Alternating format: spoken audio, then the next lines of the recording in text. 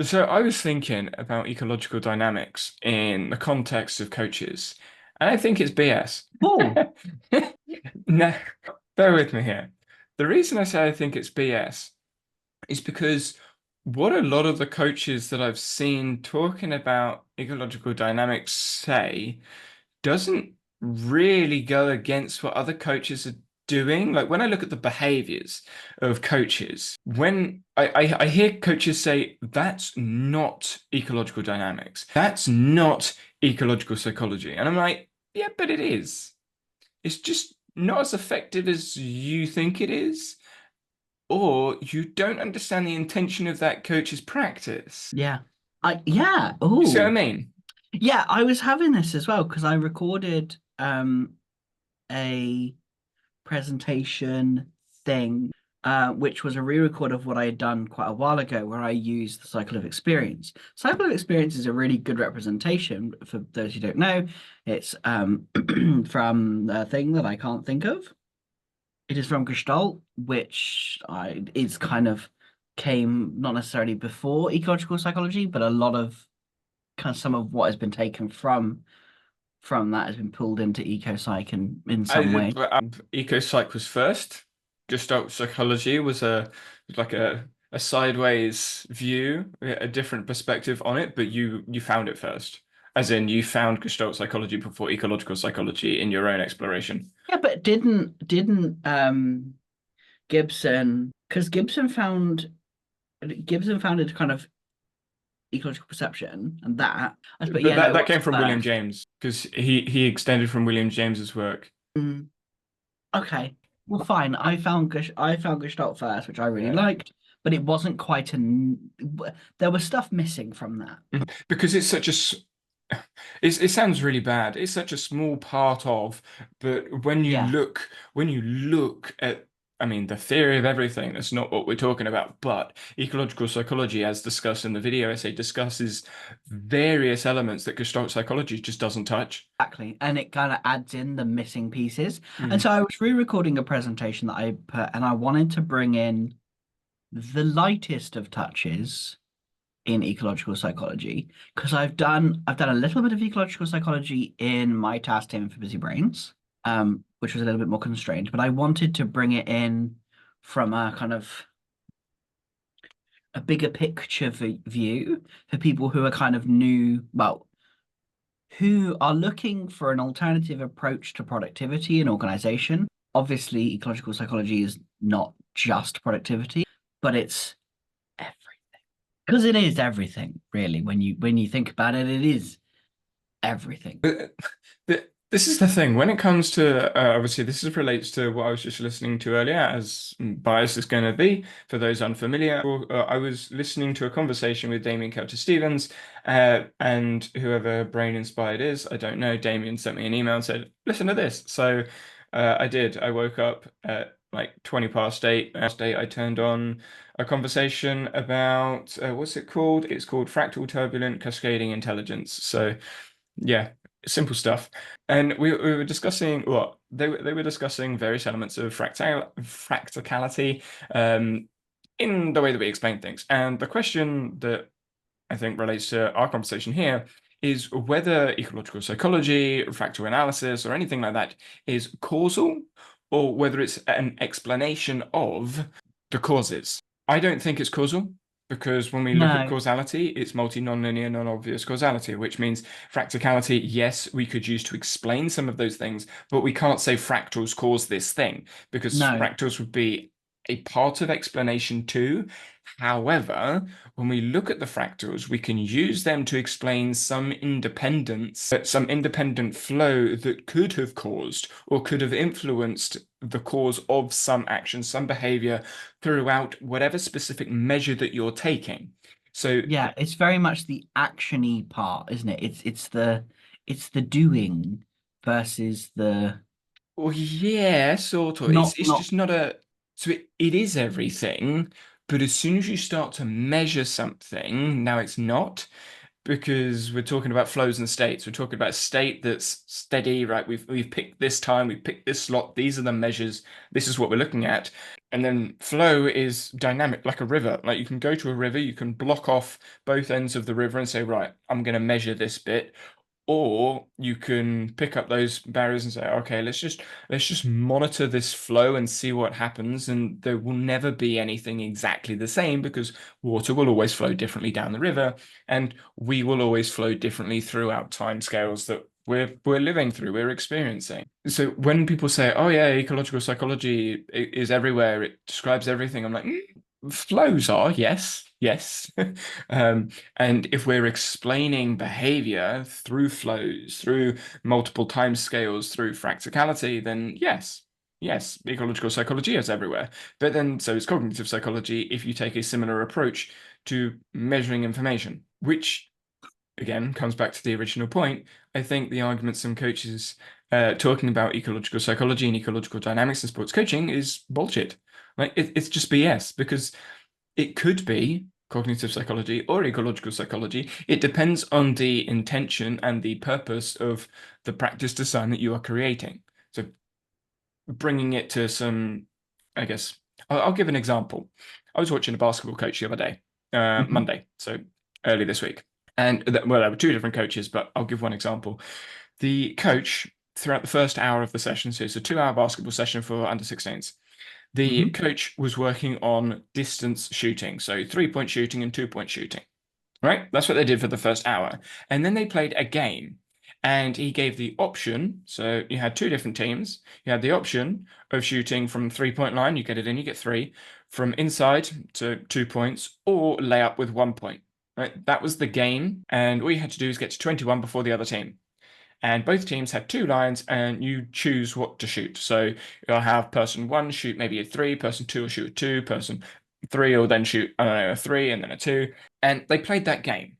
Now, when you look at that, there are constraints in there are affordances in there are problems in there. How do you get to 21 faster than the other team? So I could explain that game through ecological psychology, and I could express the intentions and the practice design through an ecological lens, or I could explain it through traditional cognitive psychology and just saying, well, there's the task, complete the task, repeat it over and over because just get the three shot over and over and over, you'll be able to repeat it into a game, those sorts of things.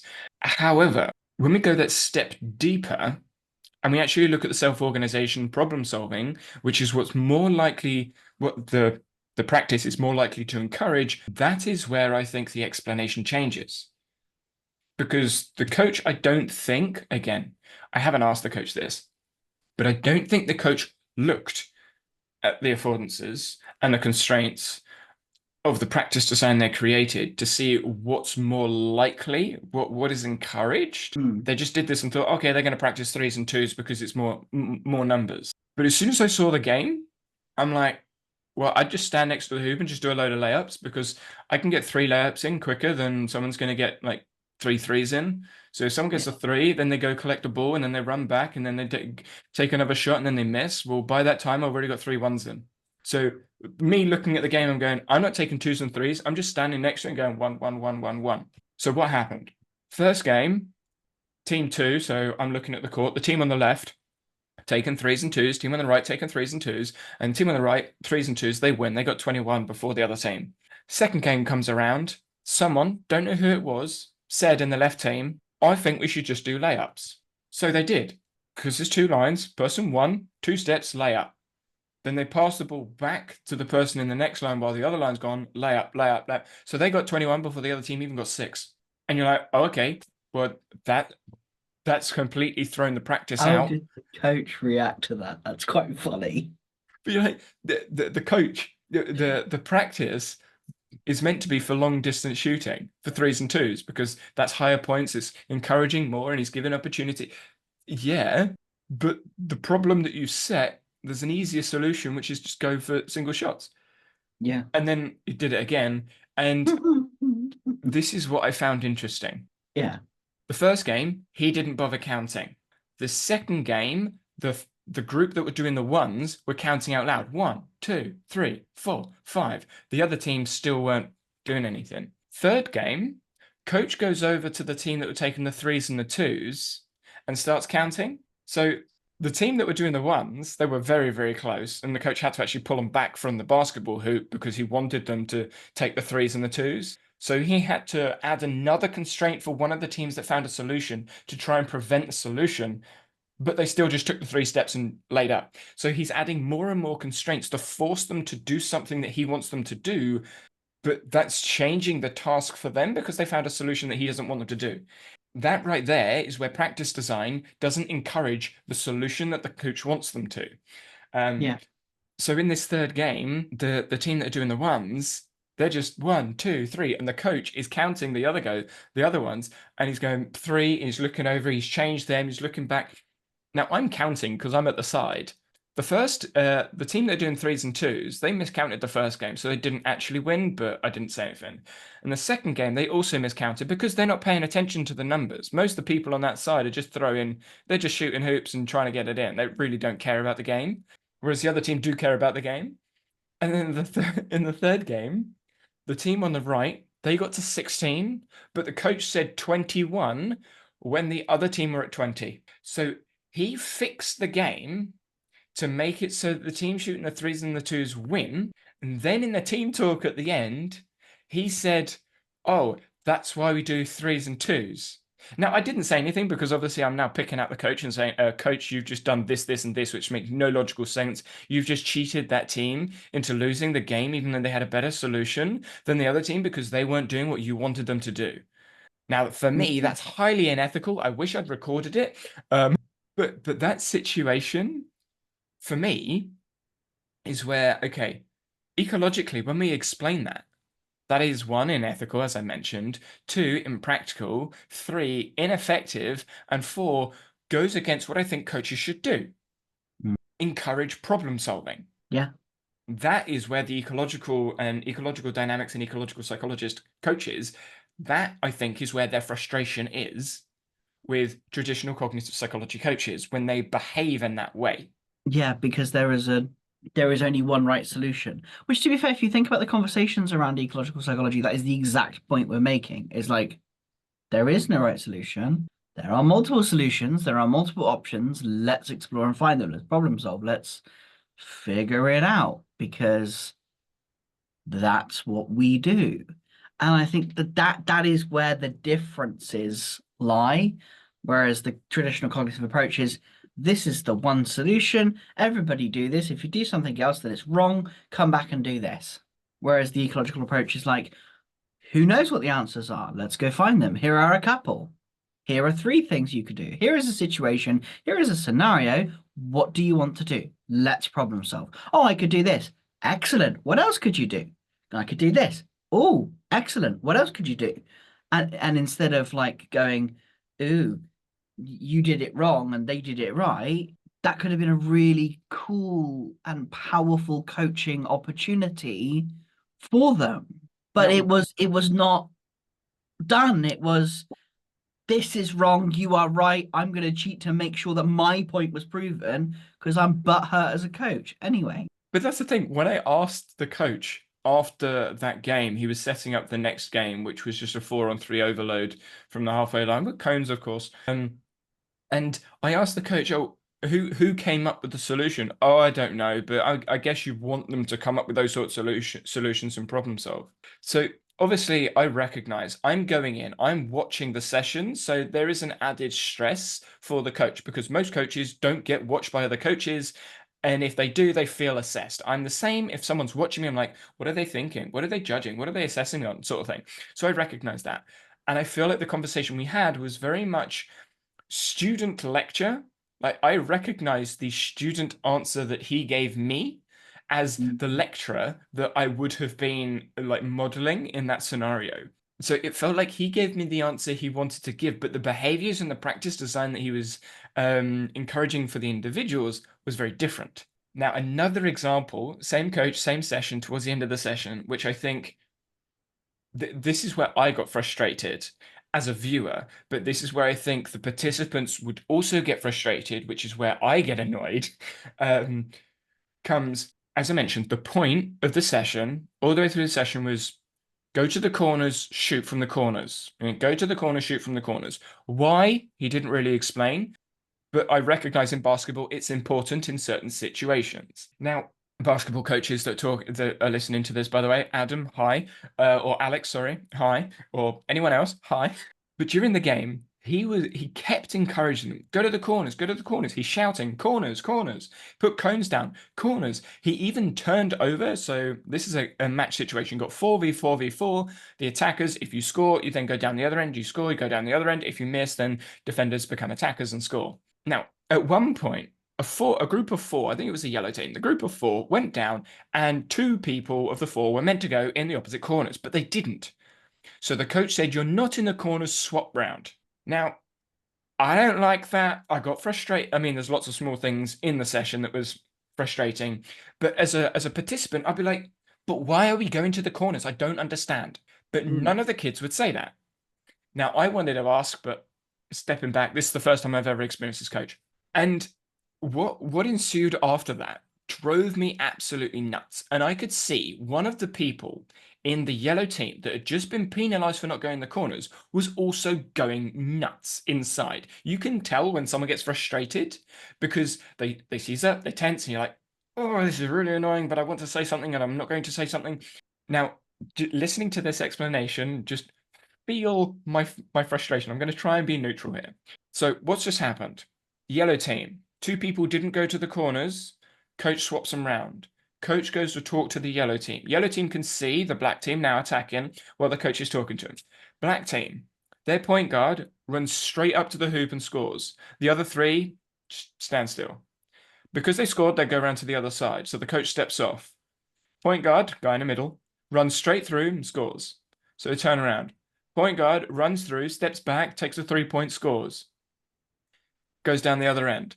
And this happens, I think, 9, 10, 11 times in a row, going backwards and forwards, backwards and forwards. A couple of them were he'd missed, the point guard had missed a shot, but the tallest player out of the group was on his team. The tallest player got the rebound, layup, and then they went down the other end. I think they got like 17 in a row, 16, 17 in a row because they were counting, oh, it's 16 and 17. And then they ended up missing the ball got turned over.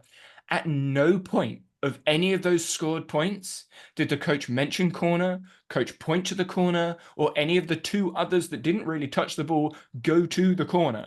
And I'm watching this, bashing my head, going, I'm frustrated watching these people. Like, yes, the point guard's playing really good basketball. Yes, the team is doing really well to create the space for them to get the shot. Yes, the rebounds are great. Yes, they are winning. Yes, they are finding success, but they are not doing what the session was meant to be doing.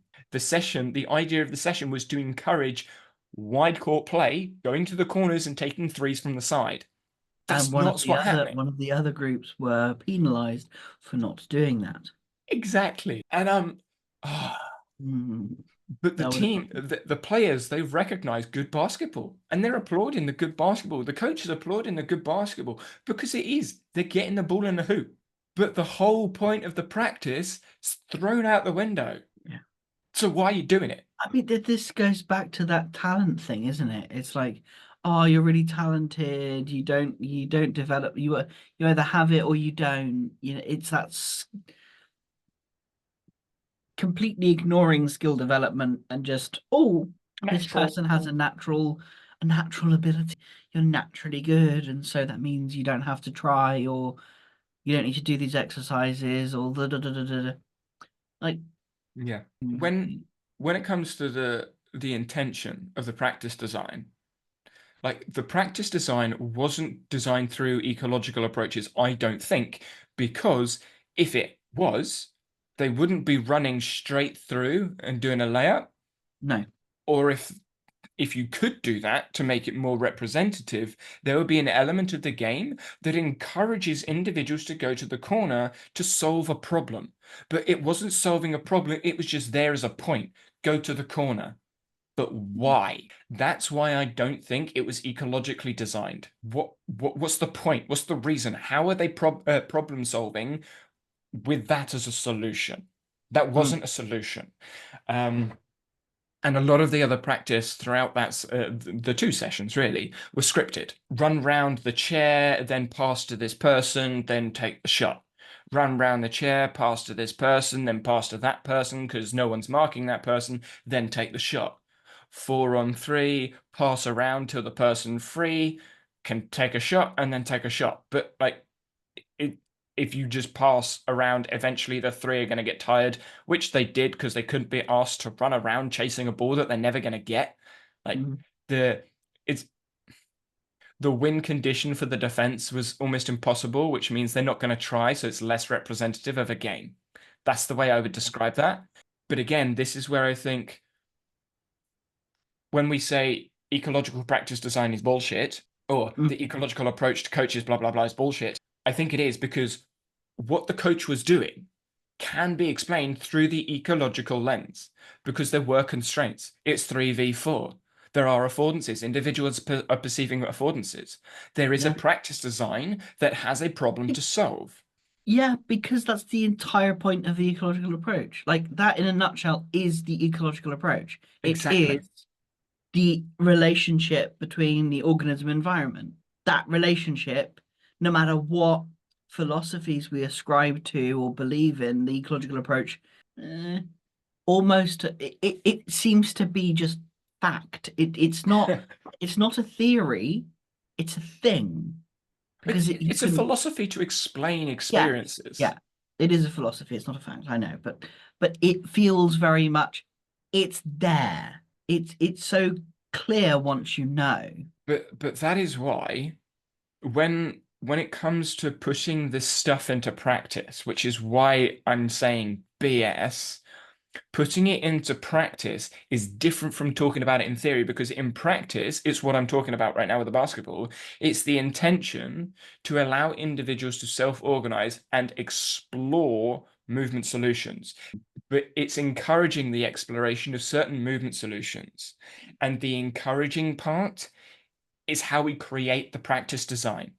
It's what Yeah. we do with the practice design. That is what I think makes an effective coach when it comes to the practice. Every coach can set up a drill, a game, a practice, or whatever you want to call it, whatever word you want to put there. Everyone can do that. Anyone can do that. And you could explain it through ecological dynamics on pretty much any drill. You take Yeah. just a kick a ball against the wall. You can explain that through ecological dynamics and the framework. There could be intention, it could be valid because it depends what you want the individual to explore, what movement you want them to explore, what skill you want them to develop. However, if we want to make it representative to the game, now the practice design becomes more difficult. So the question then becomes, how do we create effective practice design? Now we're not talking about ecological dynamics or ecological psychology, we're talking about effective practice design. What does that look like? Now, some people that would justify their practice design through cognitive psychology have effective practice design. Most of the time, there are limitations with the way that they then develop those practices, but it's more effective than the last. And that's Yeah. where I feel like I want to shift the conversation a little bit from an ecological approach to blah or ecological dynamics framework to coaching X. Like, Mm. what is more effective practice design? Mm. And what I think we will see in those conversations is concepts from ecological psychology being used. Repetition without repetition, increased variability, differential practice, constraints to encourage perceived affordances and problem solving, attenuation of skill development, bifurcation of learning experiences, all of those sorts of things, I think will come out through the behaviors and the practices that are encouraged. Because that's what we're seeing in research. Researchers don't go, let's put ecological psychology into this practice. No, they take people, they go, right, you go over there, stand and do the basketball shot over and over and over and over and over again. You go over here, do the basketball shot, but we're going to add some variability. Which one is better at producing varied basketball shots with the practice that did variability? Right, that's obviously more effective for this thing. And I don't think that is that out there, No. but it brings behaviors, it brings tangible things that coaches can latch onto. Obviously, I'm Mm. speaking sport here, but coaches can latch onto and go, okay, that's more effective than this. I'm going to try doing this more than that.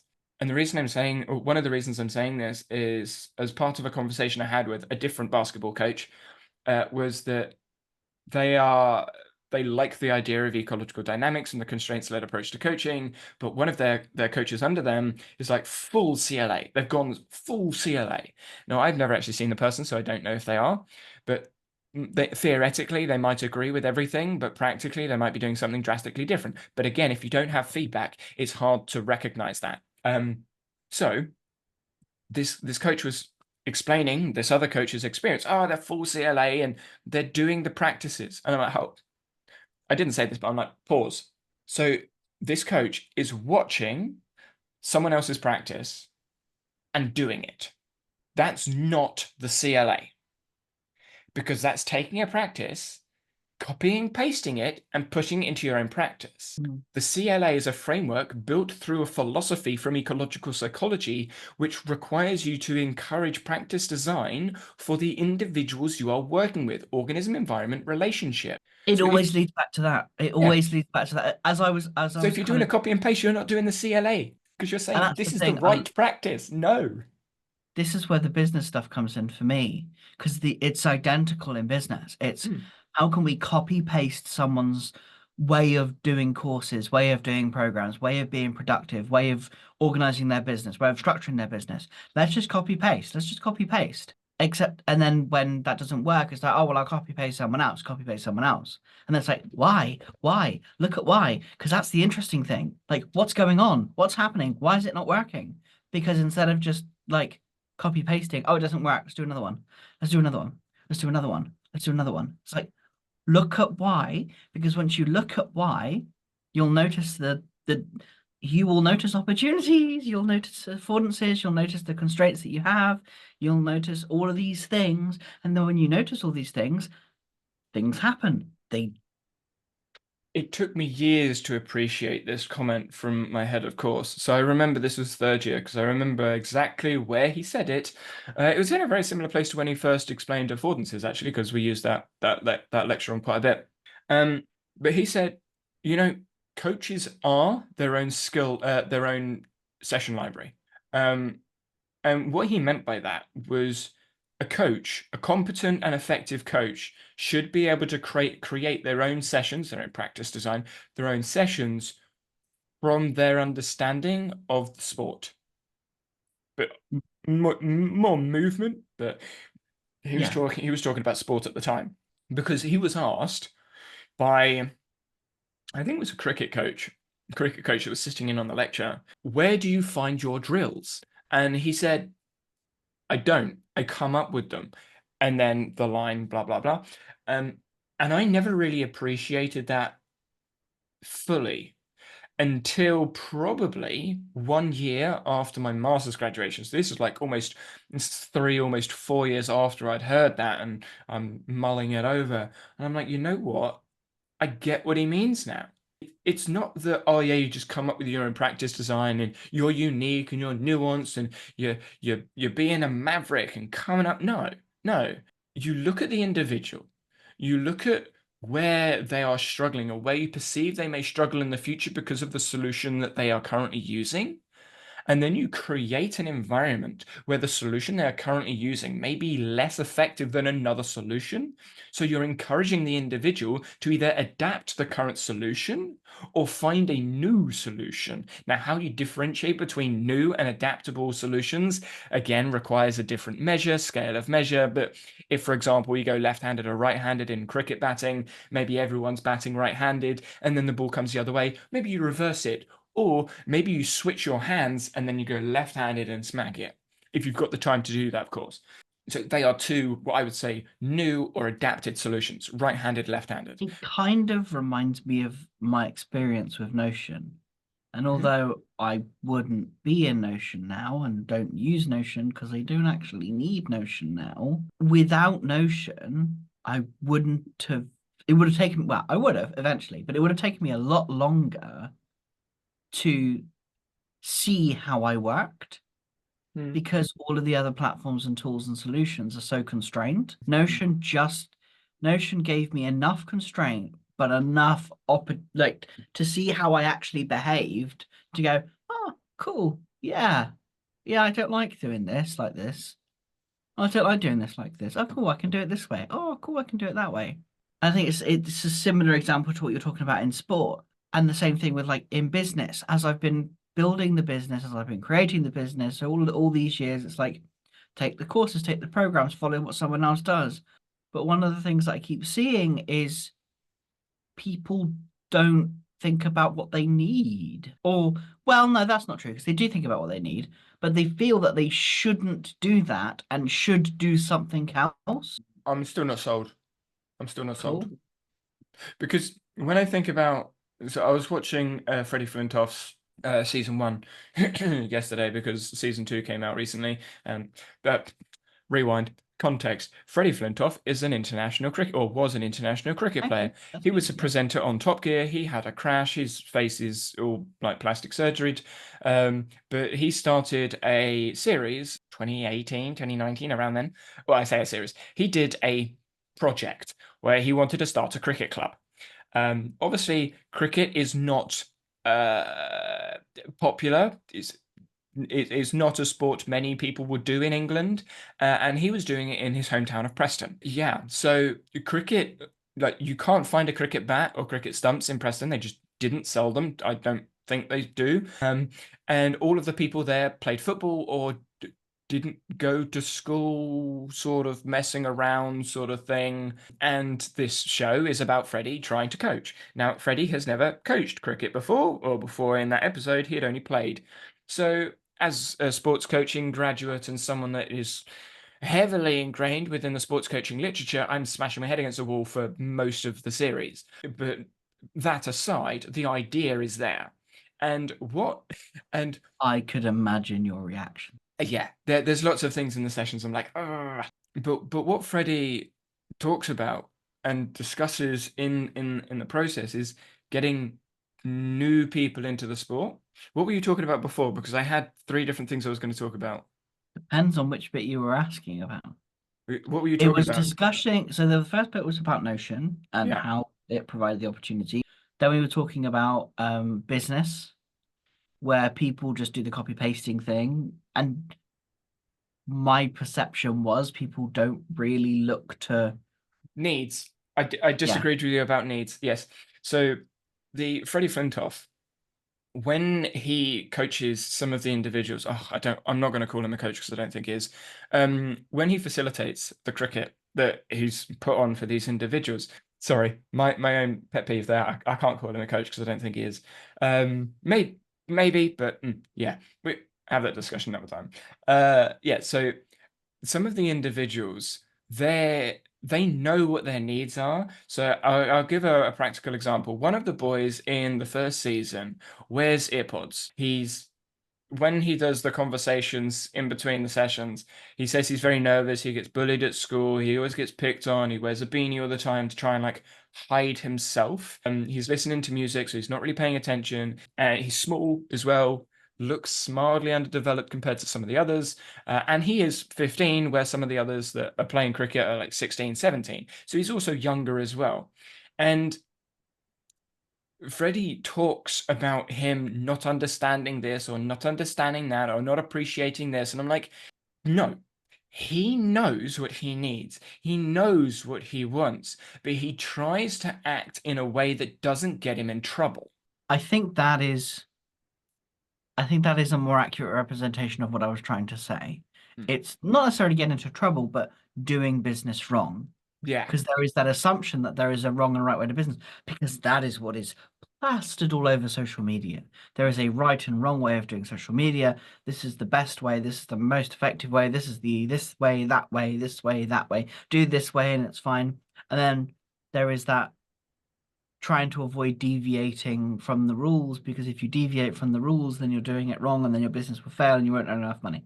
Do you notice, because I've noticed this a lot with kids, do you notice adults repeating almost verbatim what they've heard other coaches say to describe their own behavior?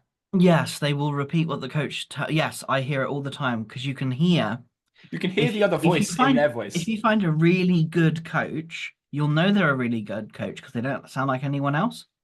Otherwise, if they sound like someone else, because I caught myself recently, which has made me go back in to do some education-y thingies, because a lot of the people that have appeared on my docket recently need a little bit more than just productivity. They are actual leaders coming into their own, into business and into that thing.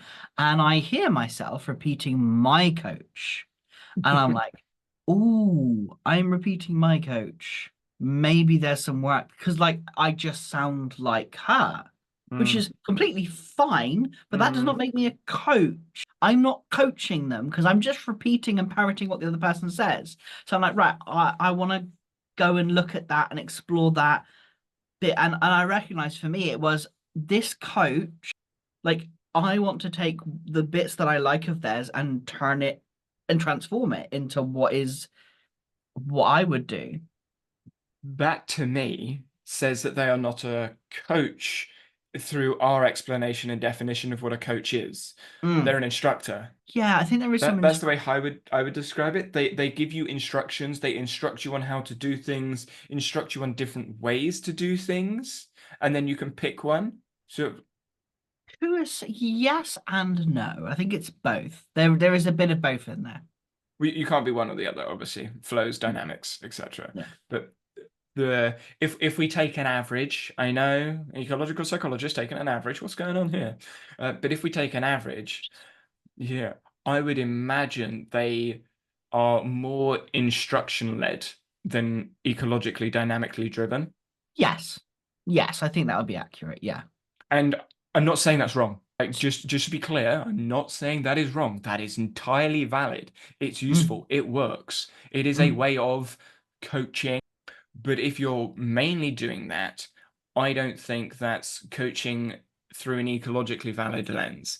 So Mm. maybe you could describe her as a coach. It was her, wasn't it? Yeah. Yeah. Maybe you could describe her as a coach, but not an ecological coach, more Yeah.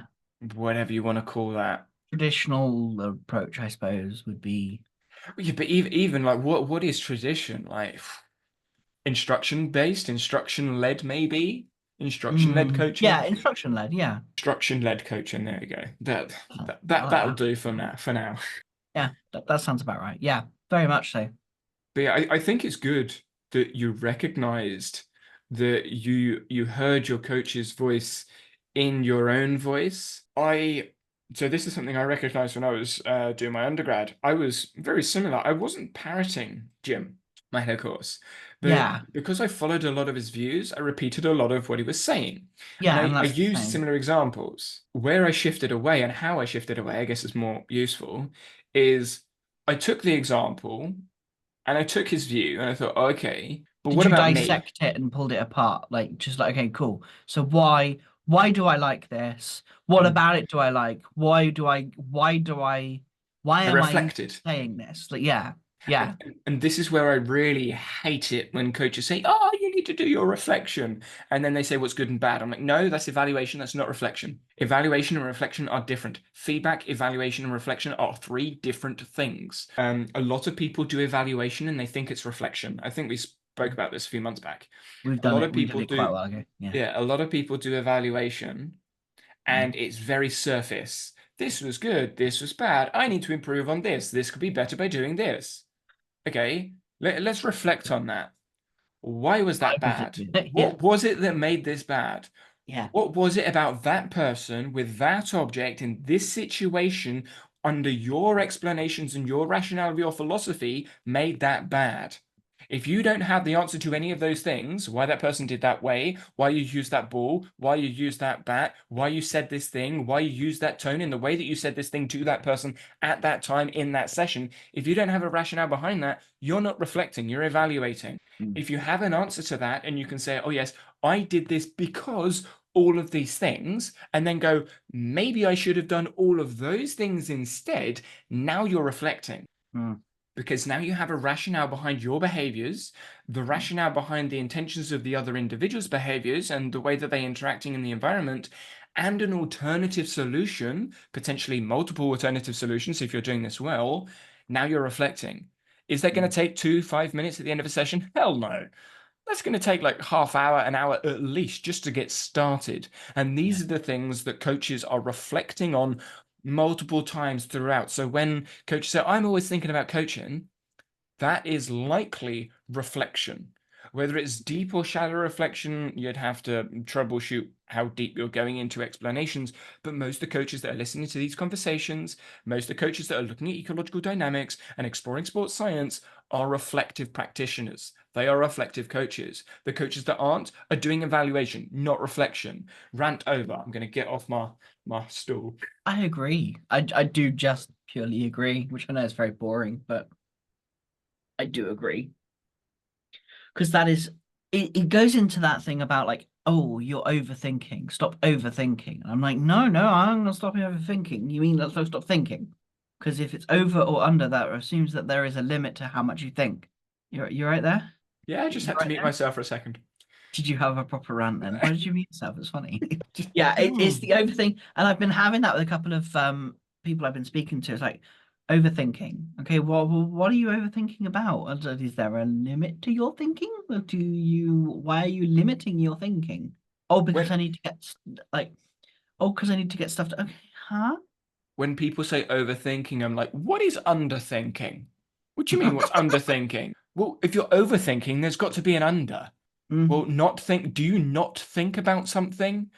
Well, no, because as soon as you're thinking about the thing, you think, exactly my point. So what is underthink? Or there's not an underthinking, or I'm just not thinking about it. When are you not thinking about something? Well, I don't know. Well, that's my point. So, what is overthinking if you can't explain what underthinking is? Oh, now you're just overthinking. No, I'm asking you to explain what the term is so we can actually reflect on it. Otherwise, you're just putting words in to try and stop people from reflecting. I wasn't expecting to get this heated about a conversation that you agree with, but this is what happens. Maybe we should maybe we should bring on someone just calm me down. I need a therapist. I need better help. I need a therapist to calm me down. I will calm you down. Are you ready? Don't bother saying Feynman technique. Yeah, I knew it was coming. See, I know you too well. But the Feynman technique is good. Fuck off. No, no, no. It's good. Can you explain overthinking like a 5-year-old to a 5-year-old? Yeah. Because that will You're help you thinking too learn. much. And you know what? Actually, I'm going to go on another rant. This is a ranty day. So many of my I feel like you just want to piss me off or make me rant about stuff and then go, yeah, I agree with that. I'm trying to find one where I don't. It'll be more fun.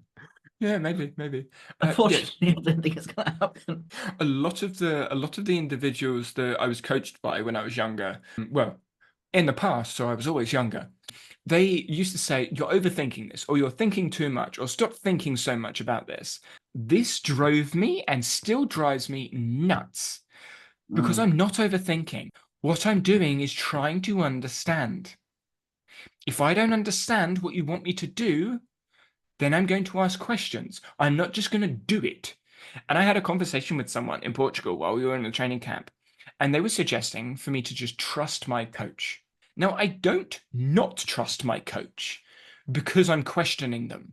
I do mm. trust them, but I don't understand what they want me to do.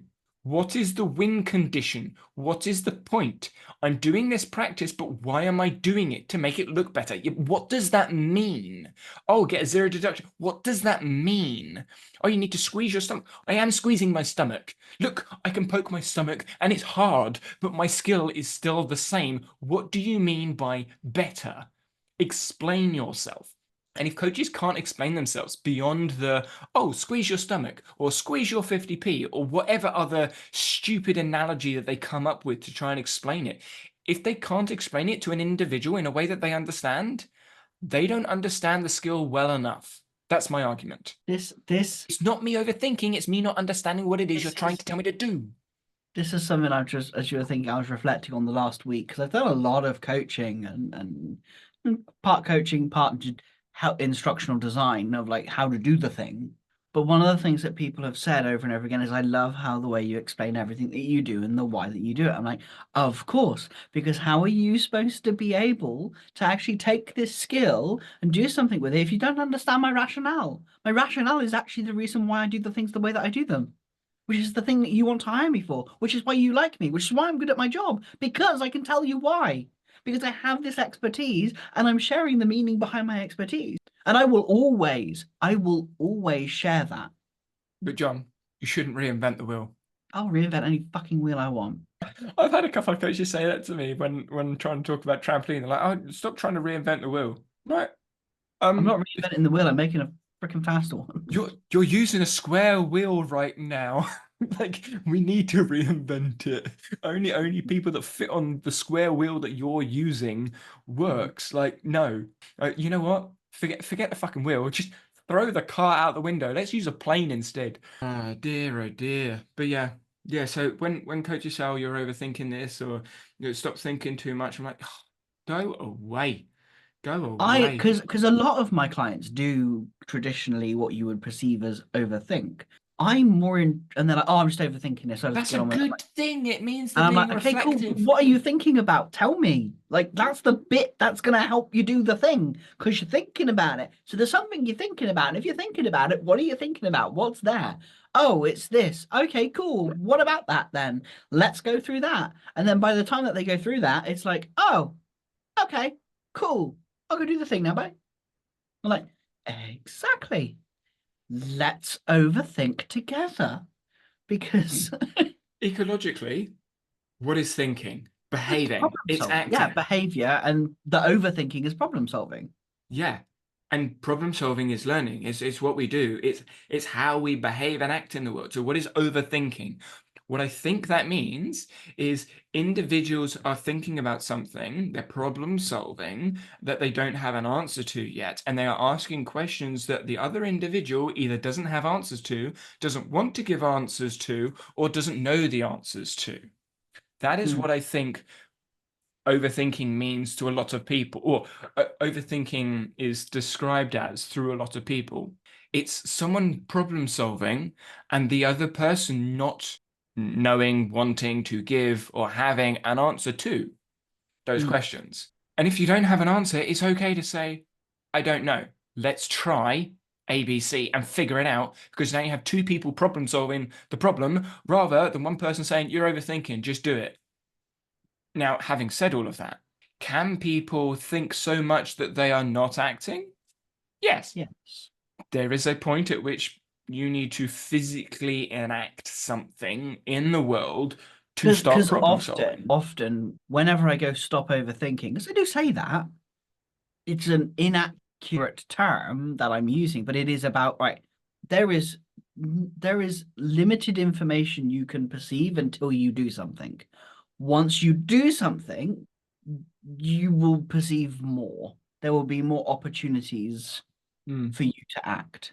I But think right, I think I would describe it slightly differently mm, because I think we have an infinite amount of information we could perceive because we can yeah, enact or we can think about lots of different potential solutions, but the accurate information comes from behaving in the world.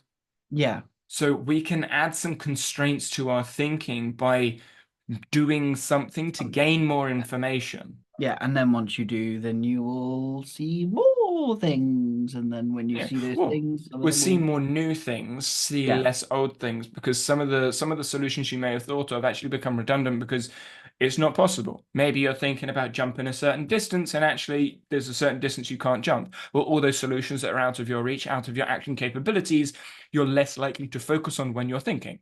Mm. So actually physically jumping gives you the constraint to think. But it does mean you can then think about other things more. But that's what problem solving is. And to problem solve something, especially if it requires behavior and action within the world, which most of us do, because in order to experience the world, we have to move. We're not in a void. We don't lay in beds most of the time, unless obviously you've got a physical condition which prevents you from moving, which I don't think are many people listening to this podcast. But even those individuals are still going to behave and act in the world in the way that they can do, whether they are using machines to behave and act. Think of like Stephen Hawkins. Like he's still behaving and acting in the world to explore the thinking that he was doing. Yeah. So yeah, so ecological psychology and ecological dynamics. Yes, I think the way that some coaches are explaining it in the world at the moment is BS. And I think some of the arguments people have against EcoD as the new and fun blah blah blah, when they say it's BS, I agree with them. I don't think they're wrong. I think they are right. But I think there is a conversation still to be had about effective practice design and the intentions and the ideas behind what an effective practice looks like, and then the behaviors that we see. But that requires reflection. Hence overthinking, blah, blah, blah. Bring it all together. Hey, what a tiny little bow. Yes, yes. That's not what I was expecting to be talking about, but I feel like it was a What were you worthwhile expecting conversation. to? My expectation was actually talking about Obsidian, Cool. but yeah, yeah, Next. I think that's good. Anything else you want to add? No, all good. Speak to you all next week.